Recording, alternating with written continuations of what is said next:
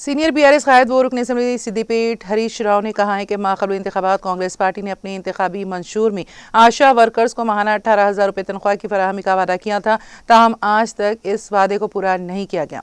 हरीश राव ने असम्बली में तकरीर करते हुए कहा कि गुज़िश्ता एक हफ्ते से आशा वर्कर्स एहतजाज मुनज़्ज़म कर रही हैं और हुकूमत से मुतालबा कर रही हैं कि वो अपनी वादे को पूरा करें। हरीश राव ने इस्तफसार किया कि आखिर आशा वर्कर्स को माहाना 18,000 रुपये तनख्वाह कब से दी जाएगी।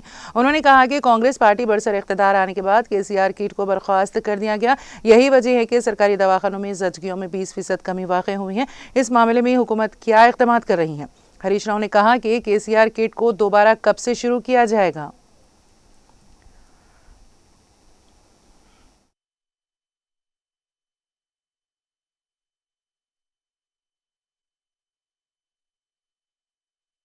ఎయిమ్స్ అండ్ ఆబ్జెక్టివ్స్ చెప్పేటప్పుడు 010 కింద వీళ్ళకి తొందరగా జీతాలు ఇవ్వచ్చు, ఫాస్ట్గా ఇస్తాము, బెటర్ అడ్మినిస్ట్రేషన్ ఉంటుందని అన్నారు.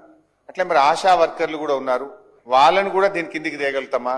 ఆశా వర్కర్లకు కూడా గతంలో కాంగ్రెస్ పార్టీ మేనిఫెస్టోలో 18,000 ఫిక్స్డ్ వేతనం ఇస్తామని చెప్పి హామీ ఇచ్చారు. గత వారం రోజుల నుంచి వాళ్ళ కలెక్టరేట్ల ముందు ధర్నాలు చేస్తా ఉన్నారు. మరి ఇచ్చిన మాట ప్రకారంగా ఆశా వర్కర్లకు 18,000 వేతనాన్ని ఎప్పటి నుంచి అమలు చేస్తారో గౌరవ మంత్రి గారు చెప్పాలని చెప్పి కోరుతా ఉన్నాం అధ్యక్ష. అదేవిధంగా KCR కిట్ పథకాన్ని మీరు బంద్ చేసినారు, దాని ప్లేస్ లో కొత్త పథకం తెస్తామన్నారు. తెస్తారా? ఎప్పటి నుంచి తెస్తారు? నాకున్న సమాచారం ఏంటంటే KCR కిట్ పథకం బంద్ అయిన తర్వాత ప్రభుత్వ ఆసుపత్రుల్లో ఇన్స్టిట్యూషనల్ డెలివరీలు 20% తగ్గాయి. 20% ఇన్స్టిట్యూషనల్ డెలివరీలు ఎందుకు తగ్గాయి? దాన్ని తిరిగి పెంచడానికి ప్రభుత్వం ఏ చర్యలు తీసుకుంటా ఉంది? మరి KCR కిట్ తరహాలో ఇంకో పథకాన్ని ఏమైనా ప్రవేశపెట్టారా? ఎప్పుడు ప్రవేశపెడతారు? ఎందుకంటే గతంలో నేను ఆరోగ్య శాఖ మంత్రిగా కూడా పనిచేశాను.